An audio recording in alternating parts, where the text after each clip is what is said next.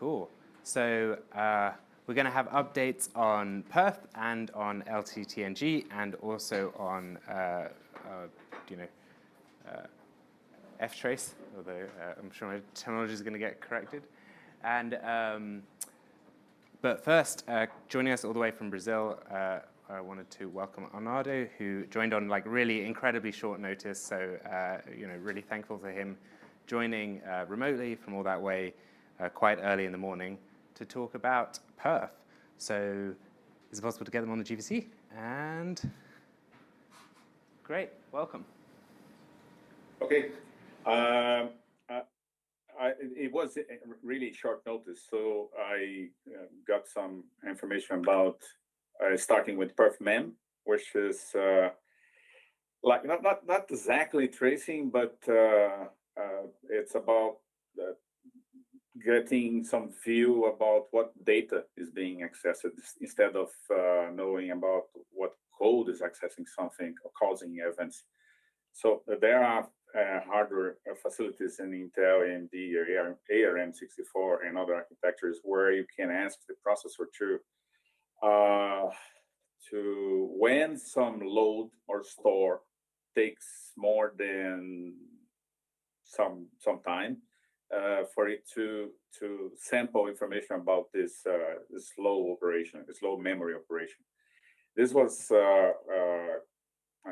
it's available already for quite a while, some more than 5 years, but recently there is a renewed interest on it.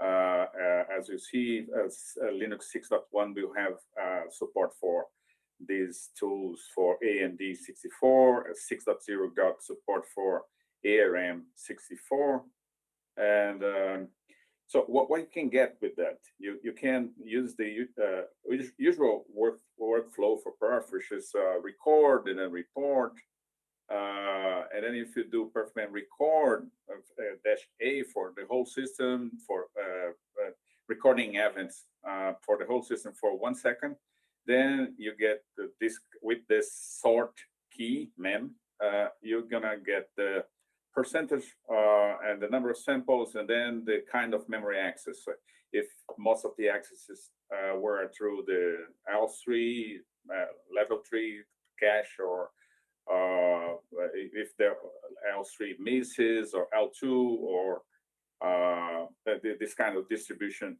so that you can try to get some insight about your specific workload. And you can do for some specific workload instead of for the whole system. Now we are doing this just for this workload, which is a simple one, which is the sleep program itself for 1 second. So you see there are way less samples than when counting for the whole system. You can, when specifying the event, this LD-lat equals 30 is the threshold for the load latency.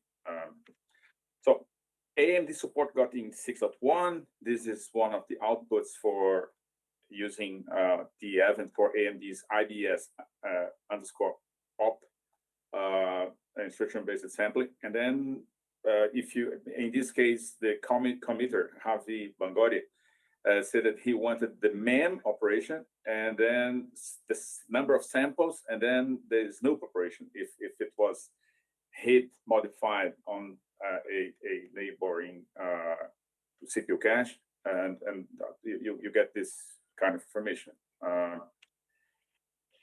If you do it for you record for 1 minute while you are building the kernel, you're gonna get samples, and then the default for PerfMem report, this time without specifying any memory operation, you get the overhead, and then the kind of access, if it was local RAM or the first level cache or line fill buffer, and then the symbol where this happened, and then the data symbol for it as well. If it's in the space, the kernel space, the usual workflow for Perf.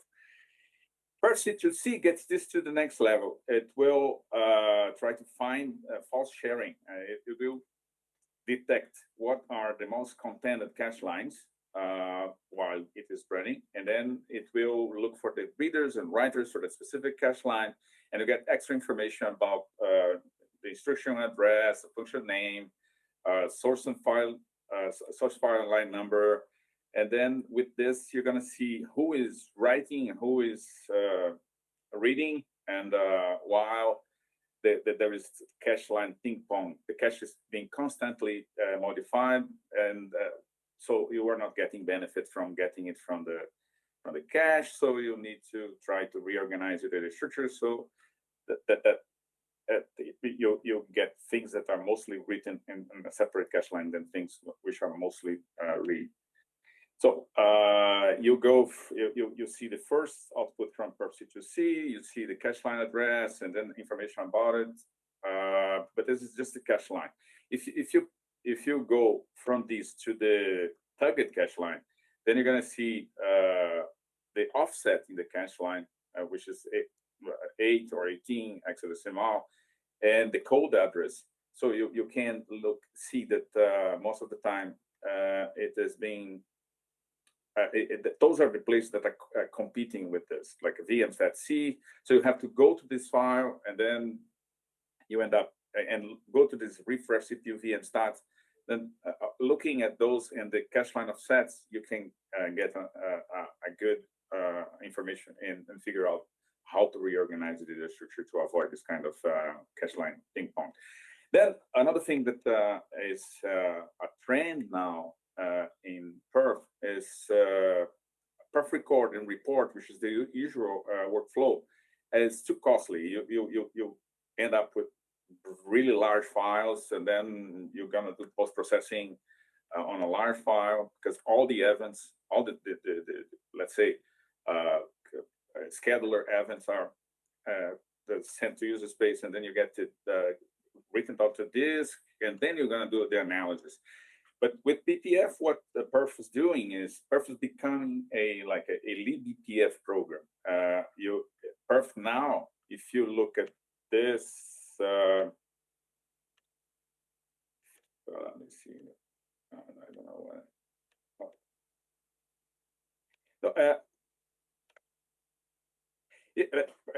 There is lots of new Perf subcommons like Defcawork, Perflog, contention that are using BPF to do this kind of thing. So it's kind of like Perf.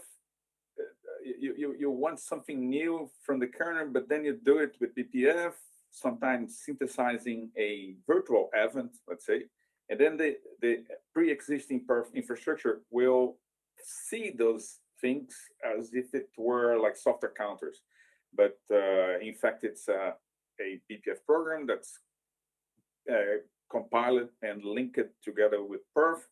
And then when you ask for this tool, all the process of loading it into the kernel will be done by Perf. And then the aggregation is in the kernel, but then the presenting is done in the space using the usual Perf workflow.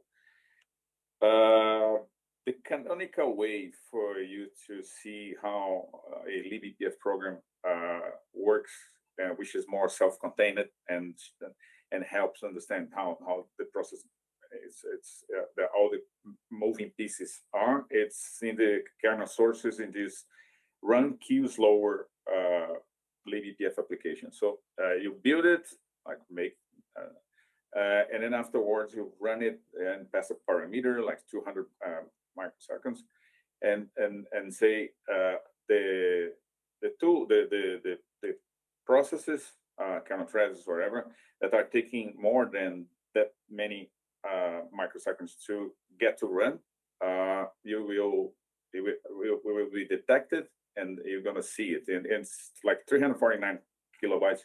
It's a small one, self-contained. So Perf is doing the same. It uses BPF skeletons, and we'll see one example here. Let's say in this directory, tools, Perf UTU BPF scale, we're going to see several files, C files, but BPF files, the source code for the BPF. And then you see that on this trace event, contention begin, it will do, when contention starts and you have this trace event on your system, it will get information about current task and will store information about this this contention start with using the log that comes in as a parameter to this BPF program, the context here. And then you get a stack to try to give this lock a signature, because you don't get the lock name, just a cookie, the address for this lock. But this now is Perf.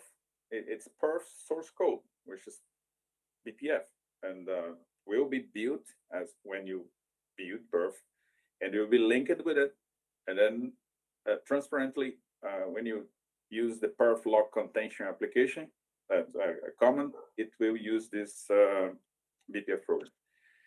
So running Perflog contention, let's say _B. So it starts running all of those BPF programs, that one and the other one for contention and so on and so forth, are put in place, and then you start seeing this kind of the output. So it was contended 42 times, the total weight, the maximum weight, the average weight, the type of the lock, the spin lock, and then the color. It gets from the call stack, it removes the initial ones, the initial entries on the backtrace, because those are just for spin lock routines and the BPF infrastructure. So you'll get rid of those, and then you get to this queue work on this specific offset inside of this function. So if you have the contention begin, contention end in your system, and this is something that when Namyoung Kim, the guy behind this tool,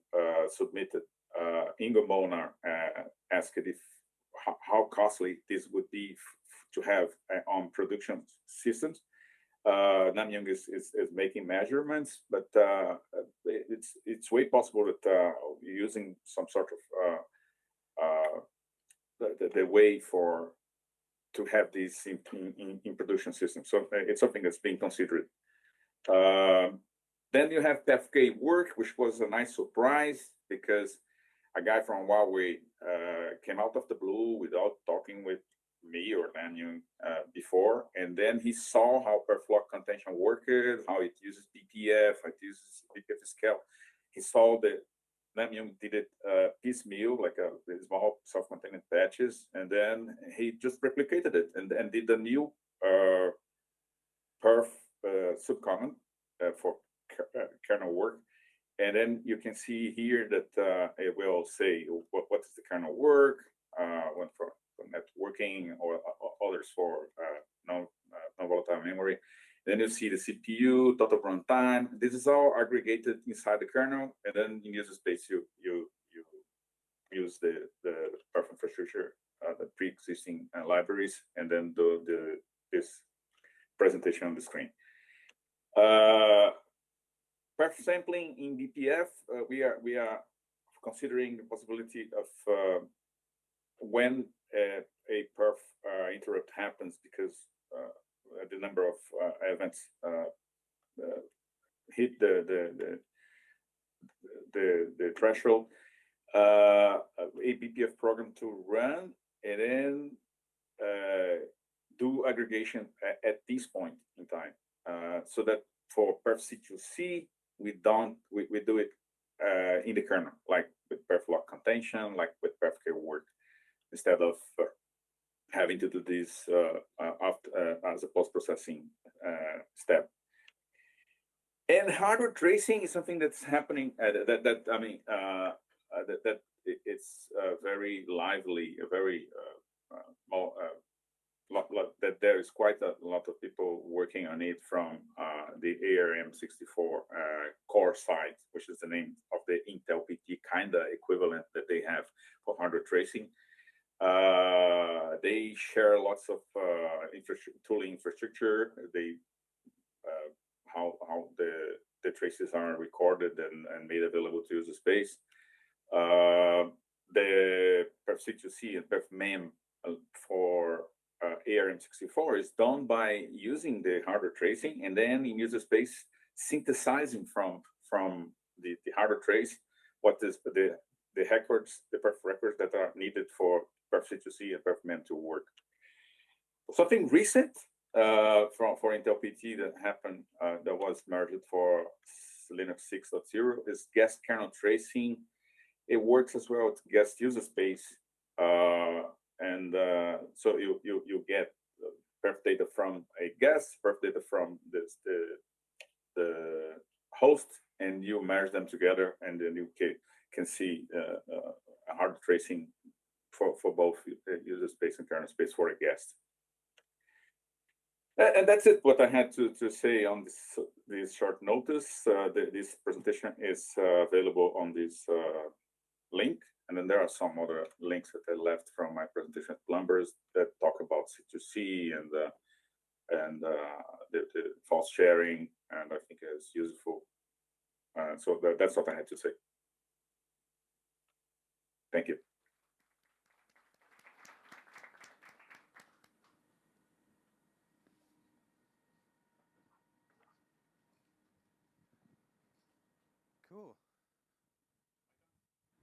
Cool. So thanks very much, Arnaldo. Thanks again so much for joining us at such short notice from so far away. Next up, we have Matthew, who's going to talk about LTTNG. Yes. Cool. All right.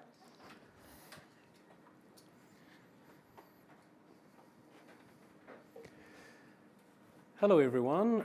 My name is Mathieu Desnoyers. I'm CEO at Ficius.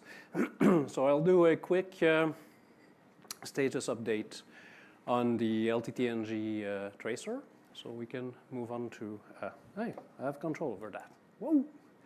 Am I going in the right direction, though? I don't think so.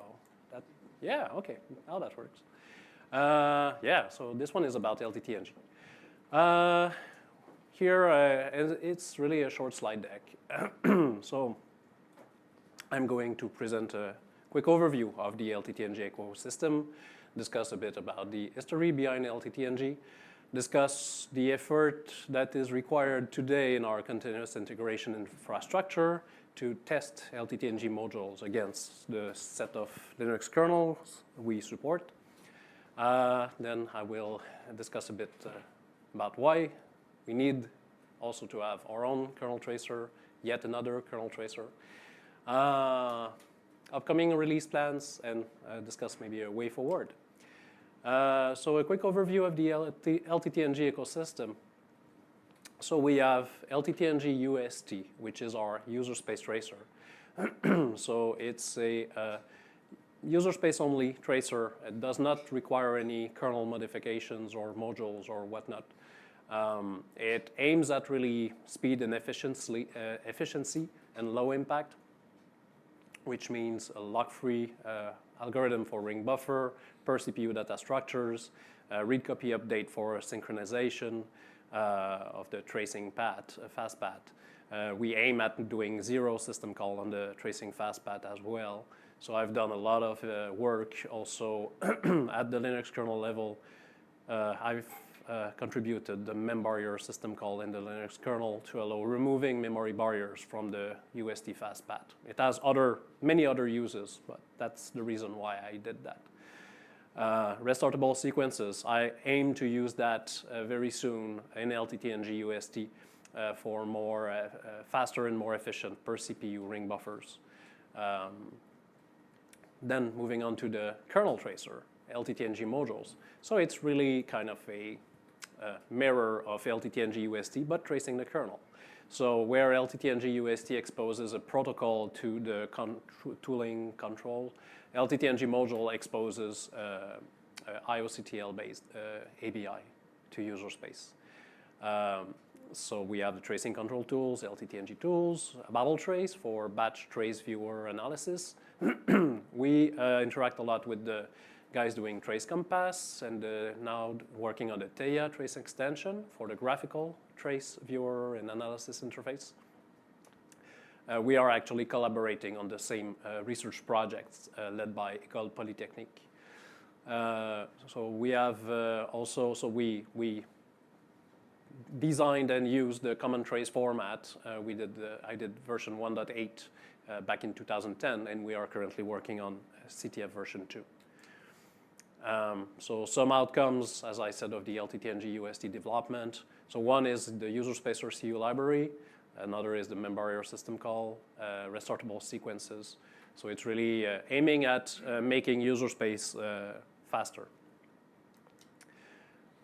So a bit of history. So LTTNG started in 2005.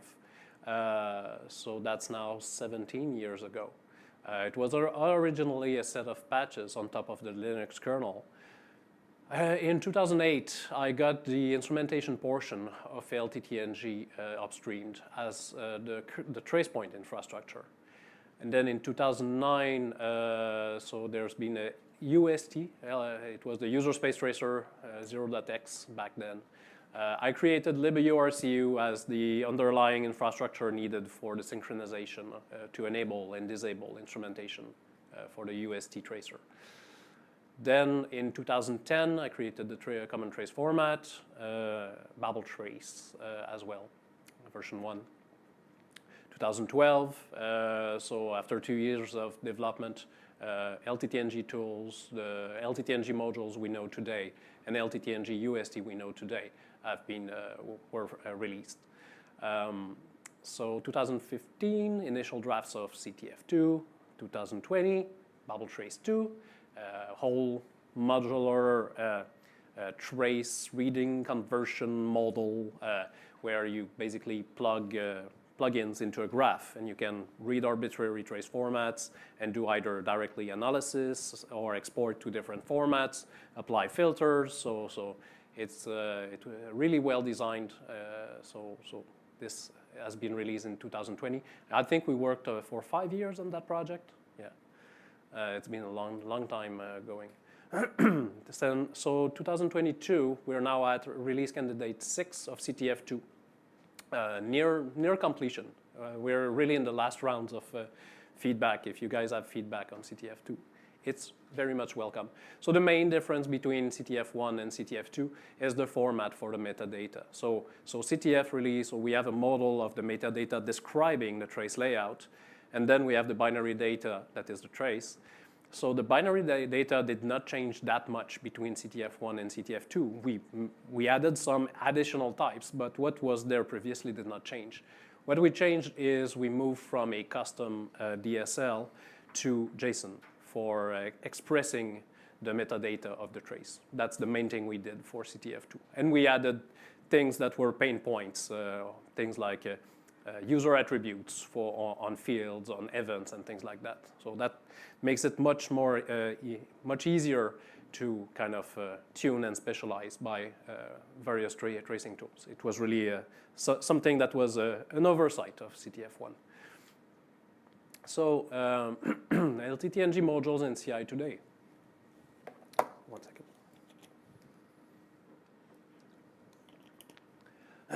So every change that goes into the LTTNG modules branches, both master and currently maintained stable branches, they are build test against the latest tags of all stable Linux kernel branches from 3.0 up to 6.0.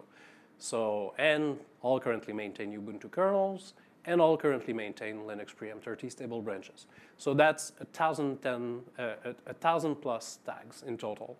So it is a large CI infrastructure effort going on a regular basis. So yeah, this is something I'd really like to get rid of, because I mean, every time there's a change, let's say in the trace points, we need to track when it breaks.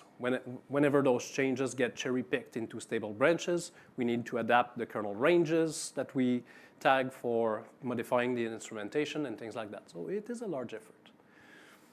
But so why do we maintain another kernel tracer? So LTTNG targets, the use case we target is correlated tracing of kernel and user space. Whereas IFTrace, for instance, that's in the Linux kernel, focuses really on kernel tracing. The ABI of LTTNG module offered to user space to the control tooling closely follows the LTTNG USD communication protocols. And it provides a matching set of feature set. So, and I mean, the LTTNG and IFTrace ring buffers have similar performance on similar workloads, right? So for instance, LTTNG for the system call tracing fetches user space strings and fetches things, whereas IFTrace just care about the address of the value. So you don't know the semantic, let's say, of the file name that would be passed to an open system call. With LTTNG, you know it, because we go and we read the string. So we do a bit more work there. So of course, when we do more work, there's extra overhead. But for similar workload, we're in the same ballpark figure. A few words about upcoming releases. So we still have in the pipeline LTTNG 2.14 with trace it counters. So that it has been presented this morning by Jeremy. BabelTrace 2.1 is in the pipeline with CTF2 support. So once we have that released, then we plan on releasing a LTTNG 2.15 with emitting CTF2. And some discussion about way forwards for upstreaming the LTTNG modules project. So my goal there, end goal, would be to eventually deprecate the out of tree LTTNG modules. But that can only be done once all the feature set of LTTNG modules end up being in the upstream kernel implementation. So the plan there would be to gradually merge LTTNG module piecewise into the Linux kernel. I mean, I've tried to just, I've tried dumping the code on Steven to, he told me, oh yeah, I can review that. And then, oh, it's a lot of code. Yes, it's a 17 years old project. So yes, it is a lot of code. So, what I'd like, once this all gets merged, well, first of all, as we merge it, there will be more pairs of eyes on the project. So that's good from a stability perspective. But then, I mean, not having to track the various combinations of LTTNG modules against 1,000+ kernels will reduce our maintenance overhead, and we'll be able to spend more time working with upstream on interesting features for everyone. So I think that would be a winning thing for everybody. So I guess one of the approach I could take is to pick a small subset of LTTNG module, which kind of really makes it stand apart from the other tracers. And one thing that it does well is tracing the arguments to system call. So a kind of very, very fast S-trace. And that's one patch set we have already discussed on the mailing list. Faultable trace points, that's kind of a piece of infrastructure we need in the kernel in order to do things right, which is to be able to take page faults when we do tracing. But I mean, before I start kind of creating this, I mean, picking apart pieces of LTTNG module and proposing them for upstream, I'd like to have some prior commitment on review time from the tracing maintainers. Because I mean, it's a 17 years old a project which has evolved over 17 years of active development. We do have a new tracing maintainer. That's good. That's good. Glad to know that Mesami is on board now. So we'll have to talk more about that. But yeah, I mean, it will require some time to review. I look forward to participate in that. But if we have some plan, I don't mind putting the time and effort to kind of create this patch set or pull request, or I don't know how we want to call it. But I mean, I've tried maybe 2-3 times to kind of propose something to Steven. Took me a bit of time to kind of create a side version of LTTNG module, and it ended up nowhere. So I want to make sure that it's going to actually end up somewhere. Yeah. So that's it. Time for a question. Thank you. I think we have a question over here, maybe with a microphone.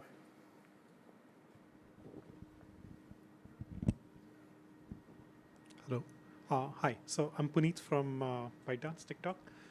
Just following on from the last point you made about maintaining a different version, like is there a good migration strategy where you don't have to create a separate version of LTTNG just for the upstream features? Like if you could, transition over, it will save a lot of. Yeah. So the thing is, I mean, if I take LTTNG module today, so I reserve a set of IOCTL's number, that's my ABI, right? If I take those same numbers and I just kind of push a small subset of the feature set using that same ABI number, then I end up in a situation where people will run kernel that will prevent them from using the whole feature set of my tooling for a while until it all gets merged. I don't want that. So that's why I would plan to kind of, whatever I push upstream, I would use a different range of IOCTL number. That would have a few positive aspects. It would allow using side-by-side the existing out-of-tree tracer with the one I'm pushing upstream. It would allow me freedom in changing how the ABI is exposed to user space. Because in my currently reserved IOCTL that I use, I provide backward compatibility. So I'm not free to respond to a change request from maintainers. And I want that to be a discussion. I just don't want to say, it's like this now, and I need to preserve backward compatibility even though it's completely wrong, right? That would be the wrong approach. So that's why I want that to be a separate set of numbers. One downside is the obvious kind of, you've got like a user base who's using and testing this stuff. The new interface will not get as much usage until a lot of it is migrated over, right? So what I plan to do for the user space part, the LTTNG tools, as we have pieces pushed upstream, that would be seen as another tracer. So we'd have, let's say, the out-of-tree LTTNG kernel tracer, and we'd have the in-tree one, and that may be just different tracing domains. So a user could interact with either tracer, so that should be fine. And eventually, the new tracer, the in-tree tracer, will deprecate the old one, and the old one will vanish. Other questions? Just a note, I'm not sure. Just a note that dtrace is not dead. And it has, in the last few years, migrated from being a gigantic pile of kernel module, much like LTTNG, into being something that's entirely in user space. We would be very happy to use whatever bits you upstream, in particular the fault-free syscall for the fault-free syscall argument handling sounds fabulous. And I'm certainly going to start keeping an eye on it to see which bits we can reuse, so we don't need to engage in abominable kludges to try to get the same information out.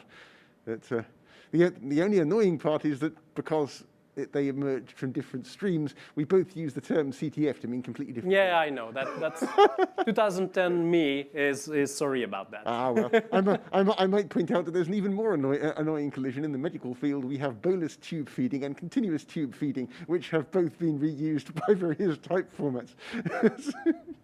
Anyway. Yeah. Other questions? No? All right, thank you.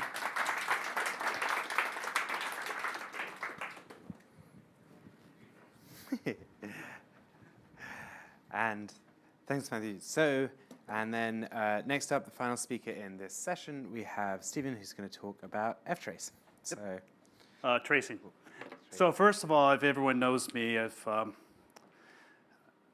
this is the original way of doing selfies. Everyone, just again, this is called a camera. It's not something that you can make phone calls with. But smile.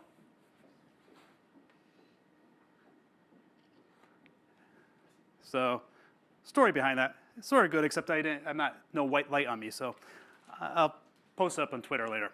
Anyway, let's see. Are we up to the next slide?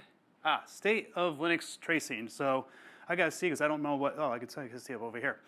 Anyway, my name's Steve Rusted. I work for Google, and I created IFTrace, maintainer of it. Now Masami Hiramatsu's also there. And by the way, Arnaldo, when he said short notice, I seriously contacted him on Thursday to present today. So it was really short notice. So I really give another round of applause for Arnaldo for doing that, because I'm serious. Talking about, would you like to give a talk, at some place, being told Thursday and then giving your talk on Tuesday. So didn't have a week. Anyway, so terminologies I want to talk about. First of all, IFTrace. It's sort of my pet peeve now that IFTrace is considered the overall infrastructure, because that's not what IFTrace actually is. IFTrace is really just the what's called the function hooking to mcount and fentry. Then there's the tracing file system in general. God, I can't see my slides because these are my notes. So I have to go back and look at them for the queue. So really, I want to call it tracing, the Linux tracing system, or specifically TraceFS. Some things also I want to break out is the difference between trace points and trace events. The trace point is what actually hooks into the kernel. So when you go and you see trace something like trace sched switch, that's a trace point. Thanks to Matthew Desnoyers, he's the one to introduce that after lots of back and forth coming up with a solution. That was a lot of work. But all the hooks is how you can hook into the kernel, static trace point. It doesn't really have to do with tracing either. And I'll talk a little bit about that later. Trace event is actually what you see from the TraceFS file system. Now, that's what the term I'm trying to get is TraceFS and not FTrace. But the TraceFS file system, you'll see a bunch of a directory called events, and within that, you'll see a bunch of events. And that's the trace event, which uses trace points to get the information from it. Then there's TraceFS. This is sort of the kind of the name I want to start calling what is today we call FTrace infrastructure. It's really the TraceFS infrastructure because TraceFS is a file system that is the control of all the tracing infrastructure with that we call FTrace today. So TraceFS is really the file system that is the interface to the whole tracing thing. So it makes more sense. So first, FTrace, here finally got up. As I said, generally used as the TraceFS file system. But really, it's just the hook in the infrastructure that hooks to any function in the kernel, which is basically a way of saying, hey, there's a function there. I want to have a callback from that function. When that function's hit, do something. So it defines a way, and the way that it does it is this fentry. So if you compile the kernel with or use GCC -PG, it usually uses mcount. There's a new thing called fentry for x86. There's a bunch of little tricks for ARM and stuff. There's people here that's working on that. And that infrastructure on how to do that is what FTrace is. It took a long time when I was working with, trying to work with Intel to get them to do it properly, but we came up and we got this done. The function graph and function graph tracers hook to it. We have live kernel patching. So live kernel patching uses the FTrace infrastructure. What it does is it hooks to the function, and then when that function's hit, it calls into the live kernel patching trampoline that says, don't go back to that function, go back to the new function. That old function's buggy, the new function is fixed. So live kernel patching is on top of FTrace, which doesn't make sense why calling FTrace the tracing system when it's live kernel patching is using it. Manages direct trampolines, which is what BPF uses to attach to functions. So kprobes, now when you attach a kprobe to a beginning of a function, it's a lot faster to have FTrace just jump right to it than taking an interrupt or doing some of the other things. So it's a lot, FTrace gives kprobes the ability to quickly trace or attach and do a callback or do whatever it's doing, and BPF uses that too. Krep probes is another way that goes, that's basically does the return of the function. So when you jump into the function, it kind of hijacks the return address. So instead of returning back to the caller, it jumps to kprobes. And fprobes is a new thing that Masami Hiramatsu is working on. So it's really simple to hook to FTrace. This is a simple probe that says, I'm going to have this call get called for whatever function I want to hook to. Right now, I'm just going to do trace printk. By the way, for those that work in the Linux kernel, trace printk is really great because you can use it in any context, NMI context, interrupt, whatever you want to do. And this printk, you might say, well, wait, it's got a %ps, which uses kalsims to translate a address into a name, because when you want to see the report, it does that. But it's smart enough that actually when the trace printk is hit, it actually stores only the print format and the pointer addresses. It doesn't actually do any of the resolving. It doesn't process the format until you read it. So when you read it, you're done in normal context where interrupts are enabled, preemption's enabled, all that's enabled. So then you create your FTrace ops, attach your function to it, and there. That is all you need. In fact, I took this out and put a little bit more to make it into a module. And when I ran the module here, it traced all functions. It basically did a print of all the functions in the kernel. So if you want to trace every kernel, or pretty much every kernel in the function, this is the code to do it. That's all it takes. So trace points. Like I said, these are the things that are static positions in the kernel, like sched switch, sched wake up, sched fork, exit. All those have trace points attached to it, many more. And it's used for much more than just tracing. In fact, function graph tracer uses it to hook into like the fork trace point so that it could modify the stack to make sure it could get make sure everything has a shadow stack. There's a runtime verification, which is done by Dan O'Bristow, which could actually, you create a model and you insert it into the kernel, and every time it hits a trace point, it will move like an autonoma around to make sure that the code is actually following the model. And they use this for safety critical systems to prove that the paths are actually working the way they expect to work. KCSAN, networking, and more all uses trace points to get information back from it. When they're not enabled, they're no-ops. So it uses this thing called jump labels, which we asked the GCC people to give us ASM go-to, which they did, which means that you could write some ASM code and GCC knows that this ASM code may jump someplace else outside. So you could pass it a label which tells it where it will jump to. So it's a no-op, so when we enable it, it will actually jump to the actual tracing code. So in the kernel, we have just a bunch of no-ops laying around, and when you enable it, it jumps to the actual tracing code. LTTNG uses this as well. So, and also because of Retpoline, it made like a Hackbench slow down for like 15% when I enabled tracing on Hackbench. I'm not going to go about what Retpoline is. It had to do with Spectre, Meltdown, all that stuff. That was scary back a few years ago. So what I worked on, I also worked with Peter Zylstra to come up with a way of having like what was called static calls, where you could actually say, call one thing, and then you can modify runtime modification and make it call something else. So instead of having a function that you have to use an indirect jump to, so if you had a function pointer to jump to a function pointer, you just call it directly, and then you could say at runtime, no, don't call that function, call this function instead. So actually it changes the code to actually jump someplace else. So if you enable, if you only have a single attachment to a trace point, everything is a single jump. There's no indirect call in that. So it makes it quite a bit faster, at least with Retpoline's modification. Trace events, like I want to use the terminology for trace events, this is the stuff that's attached on top of the trace point for the tracing. That actually gives you the information, and actually you don't even have to do tracing too with it. But it defines things, like when you say the schedule switch trace point, when a scheduling happens from one task to a next task, it just says, okay, here's a pointer to the one task, here's a pointer to the next task. The trace event says, okay, go into this trace point or go into the pointer to the first task and say, give me the name of the task, the process ID, the priority, the state, and then give me the same information from the next task, and then put that information. So trace event defines what you're getting from the trace point. So I want to kind of like, when I talk about trace points, I'm talking about the hook. When I talk about trace events, I'm talking about what it's pulling out of that trace point.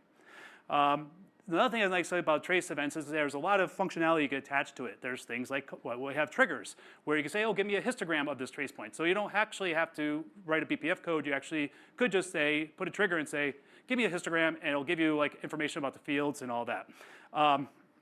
You can say, hey, when this trace point's hit, and you can put filters on the triggers. So you can say, if this condition happens on this trace event, when it's hit in the kernel, take a snapshot of the trace event ring buffer. You can enable and disable tracing. So when you hit, usually, I never had a use case for enabling tracing, although I just did it because it was, it made sense because I'm having a way to disable tracing. So basically, if there's a condition that I want to stop tracing so I can go back and look at the code, so I just let tracing run until a condition happens where I stop the ring buffer, and I can go analyze, say, oh, there's a problem here, and I can look at that. So you can add a hook or a trigger onto a trace point with some information to say, stop tracing, so I can pull that out. Trace of S. When I talk about trace of S, which is the new IFTrace, ideally I want to call it trace of S, because it's a file system that interacts with everything. It holds all the event information, so anytime you have a trace event, it's going to be listed in the trace of S file system, and you can take a look at the formats. It has the information on how to take the raw data and make it into something that you could read. It controls all the tracing within the kernel, starts, stops, different tracers, function tracing, graph tracing, latency tracers, start and stop, enable of trace events. You can even add dynamic trace points, synthetic events. I'm going to talk a little bit about that later, and more. So focus on recent development. One thing I added was E-probes. So like K-probes, where you can actually put a probe into the kernel and say, give me some extract information from variables and such, and U-probes, which is the same thing for user space. There's a lot of times there's an event that has like what's like the SK buff for like the networking track or networking packet, and I want to get information from that packet.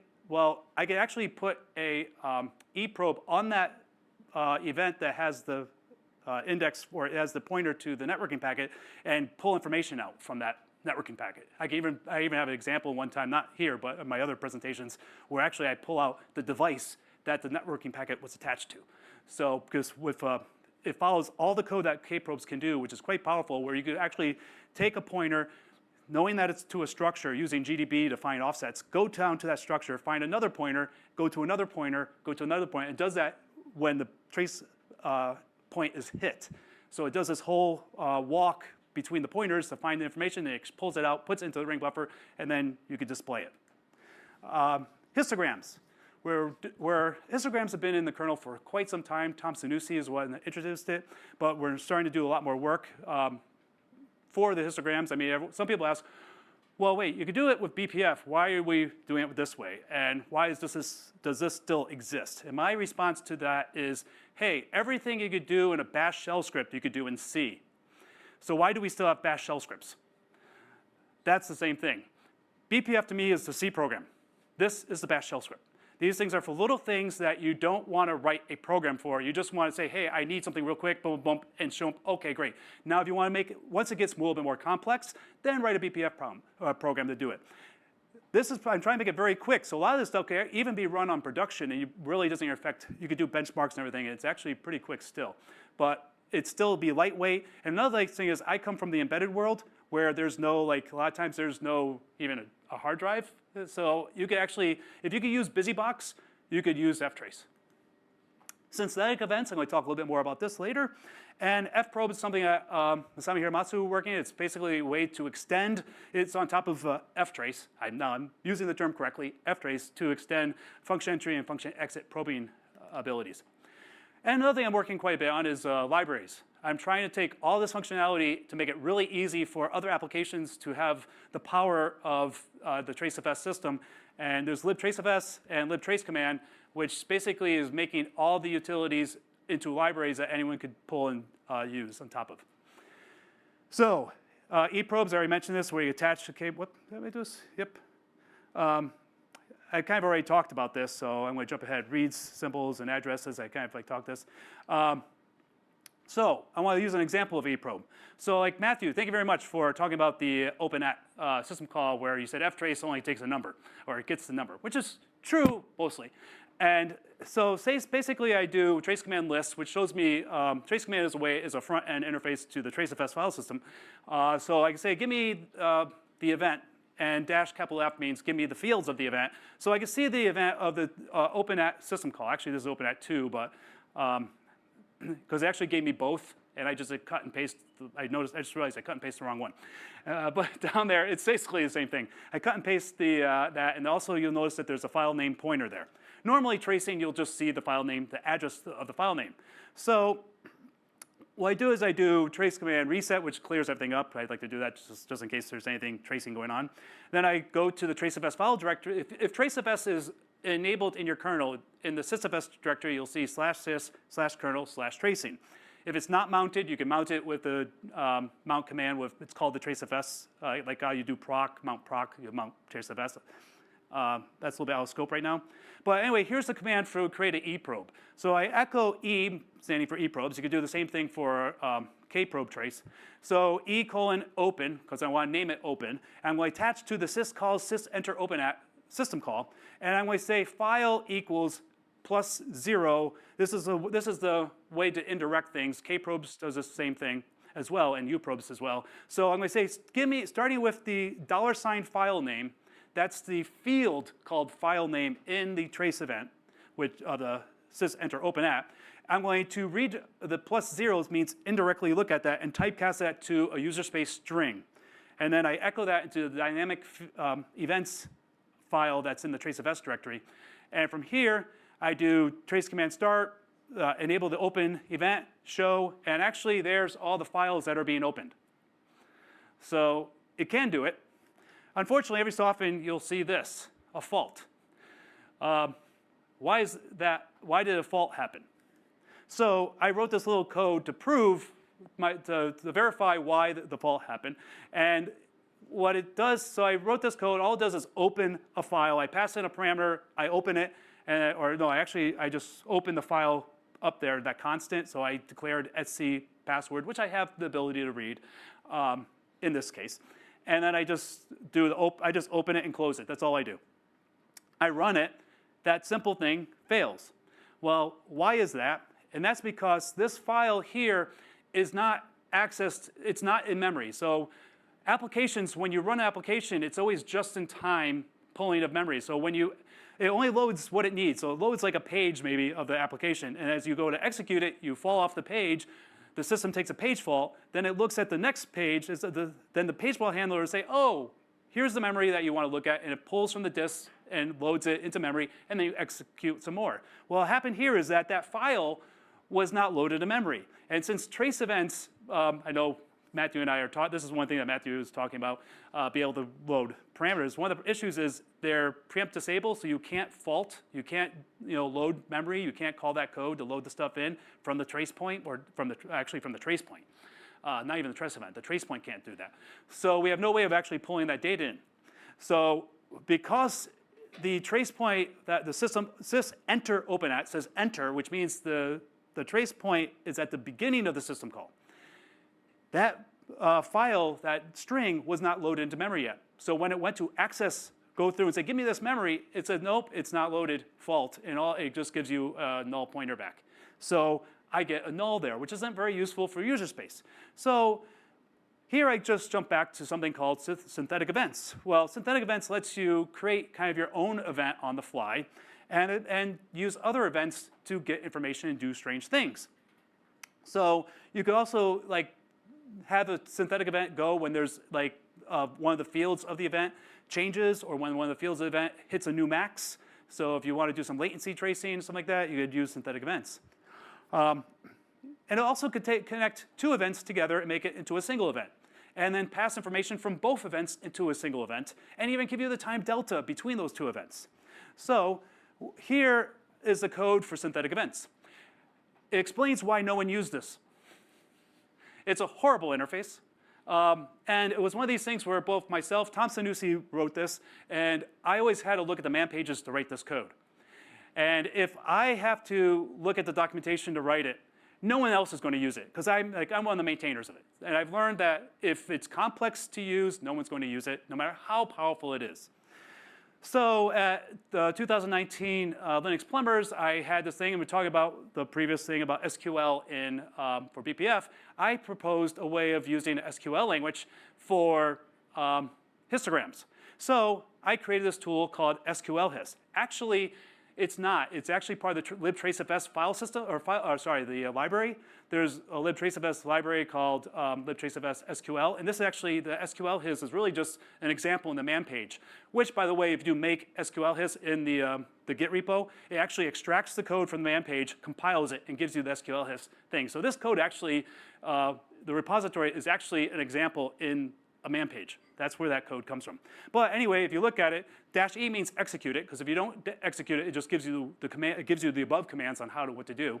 -N means name it. So I'm going to name it open, and there, select start.filename, and I want the fields, the file name, the return. So I'm going to throw in the return address, and then while I'm at it, since I'm connecting two things together, I'm going to take the differentiation between the first event and the second event and give me a delta for it. And I'm going to connect the sys enter open at with the sys exit open at. So I'm going to connect the two events together. And so when the open at and the enter and the exit of the same system call match the same process ID. So the same process ID that goes in, and so it matches the second process ID, it's going to trigger this synthetic event, and the synthetic event is going to hold the file name pointer from the first event and the return value of the second event and the delta between the two events. And from here, I'm going to now echo the eProbe, and I'm going to attach it to the synthetic event, because the synthetic event is triggered on the second event, not the first event. So which means that it's being triggered on the exit of the system call. So if the system call itself read the file name, it's going to pull that file name data into memory. So on the way out, I now have exit to the file name, and now I get to see the password. And since I use a synthetic event, why not waste it? Here's the return value, which is 3, so the file descriptor 3, as well as it took 25 microseconds to execute that command. One thing we're working on is, like I said, libraries. libtraceEvent is for parsing trace events, but I hate this interface. There's a story from it. As I was writing it, Frederick Weisbecker said, hey, this would look great in Perf.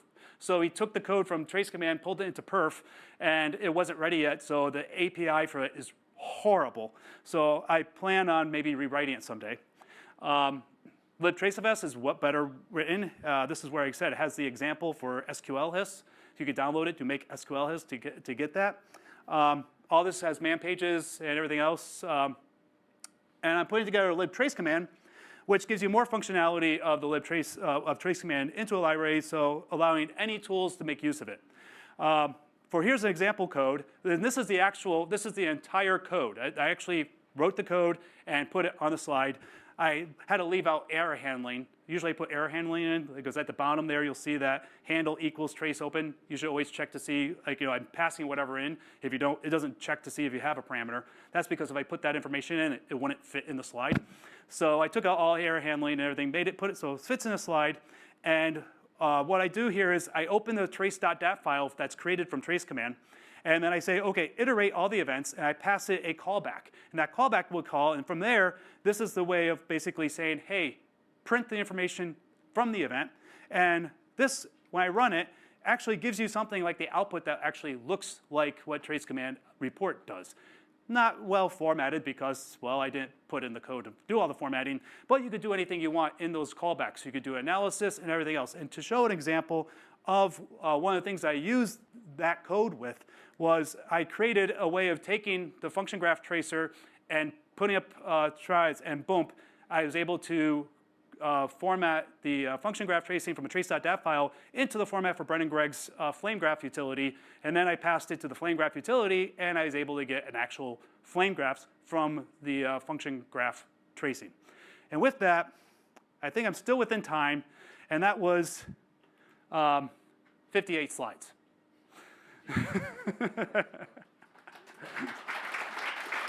Premiano has to learn from me. Any questions, if we have any time for it? I usually have my last 2 slides with this, usually you say questions, and my next one's like, yeah, right, like we have time. Up here. Something we struggle with a lot on client-side tracing is timestamps. And I notice a lot of your slides talk about timestamp, subtraction, that kind of thing. Are these all monotonic in practice, or do you actually have to deal with like the host wall clock sync jumping backwards and forward? So we use the RTC, or the read TSC. So it's the TSC clock that actually, it's the same clock that the scheduler uses. So it's technically, per CPU, it's monotonic. There is a global clock that guarantees monotonic across, but it does a little bit of checking, which means that it might actually, it does like memory barriers and such, where it's not, it doesn't use locking per se. It just uses kind of like, it checks, like it uses atomics. So that does a hit in performance. So if you want a global monotonic clock, you're going to take a performance hit. Otherwise, it's just the local clock. And it's done in a way where, most of the cases, today's CPUs, they kind of keep them in sync, so you don't really have that. But that's, we don't care about wall time usually per se. But we do have tracing between host and guest. And what we do, like trace command has a user space agent that you install on the guest, and then you run on the host, and there's a synchronization. And on the host, it looks at the KVM code, because as you know, that when you go into the guest could have a different frequency, a different offset, but that information is exposed on the host in the debug KVM directory. So we get the offset and the shift value and the multiplier and all that. We pull that into the metadata, and then we just tell both of them just use, and then also doing a perf system call, we extract how the kernel is figuring out, converting the TSC into a nanosecond timing. So we get that information out, and then we just switch all tracing to just be the TSC. And at the end, we save the metadata, and at the end, when we put everything together, we actually have the, all the information to say exactly how everything all is lining up. So we actually have the two in sync. Thanks. And that, I guess, was there anything else? Was there? Okay. Well, there. Thank you.